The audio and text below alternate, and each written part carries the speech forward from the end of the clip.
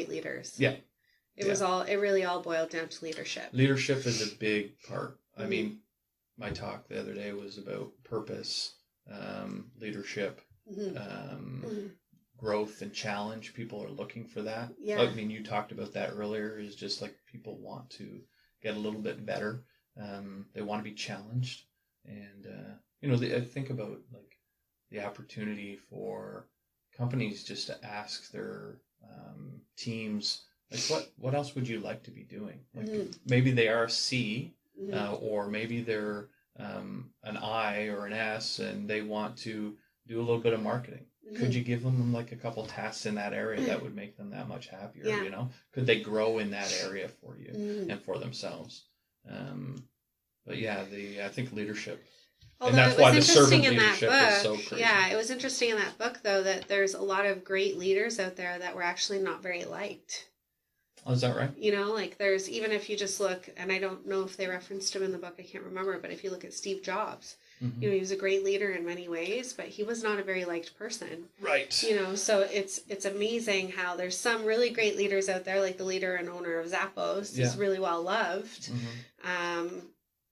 So it's fascinating. Leadership is not always about being the most liked. Sometimes it's just about driving more people forward. Yeah, he and was having more of a vision command and conquer kind of leader, right? And I think Whereas people might have Zappos- respected him because they saw how far he brought the company. Right. Yeah, no, absolutely. You can respect somebody and not like them. Yeah. Yeah. But yeah. It's fascinating. That's another book that could be done, great leaders versus great likable leaders versus great non-likable leaders. Right. Yeah, and comparing them the two.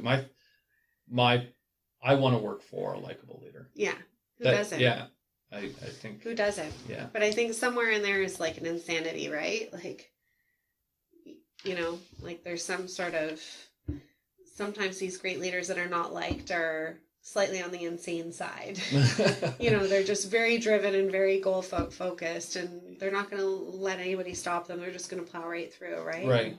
Yeah. Sometimes that's the way you have to be. You're not always going to be liked. Even likable leaders. Well, that's what servant leadership talks about, is that servant leadership doesn't mean that you just, you're not, hold people accountable. It's not that at all. But you just take a different perspective on how you help your company move forward. Rather than people working for you, you work basically for them. Yeah. And your responsibility, it's just it's a change, right? That your job is actually to get the most out of them by serving them, right? Doesn't mean you don't hold them accountable. Actually, you're serving them when you hold them accountable, right? Yeah. When you have those serious, genuine conversations like that are necessary, you're helping them. So it's just about taking the org chart and rather looking at it like this, which is traditional, flipping it on its side or upside down, that serve